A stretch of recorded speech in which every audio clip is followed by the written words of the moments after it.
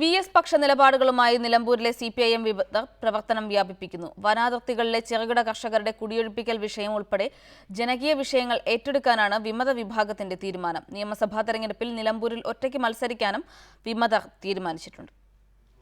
ജനകീയ മുന്നണിയായി രൂപം കൊണ്ട നിലമ്പൂരിലെ CPIM വിമതർ നിയമസഭാ തെരഞ്ഞെടുപ്പ് അടുത്തിരിക്കെ പ്രവർത്തനം വ്യാപിപ്പിക്കാനുള്ള ഒരുക്കത്തിലാണ്. ഇതിന്റെ ഭാഗമായി ജനകീയ വിഷയങ്ങൾ ഉയർത്തി സമരരംഗത്തിറങ്ങും. വനാതിർത്തി നിർണയത്തിന്റെ പേരിൽ ചെറുകിട കർഷകരെ കുടിയൊഴിപ്പിക്കാനുള്ള നീക്കം ചെറുക്കാനാണ് തീരുമാനം. നേരത്തെ ക്ഷേമ പെൻഷനുകാർക്ക് സംഘടന രൂപീകരിച്ച് വിമതരുടെ നേതൃത്വത്തിൽ നിരാഹാര സമരം നടത്തിയിരുന്നു. തദ്ദേശ തെരഞ്ഞെടുപ്പിൽ നിലമ്പൂർ നഗരസഭയിൽ 2 കൗൺസിലർമാരെ വിജയിപ്പിക്കാനും വിമതർക്കായി.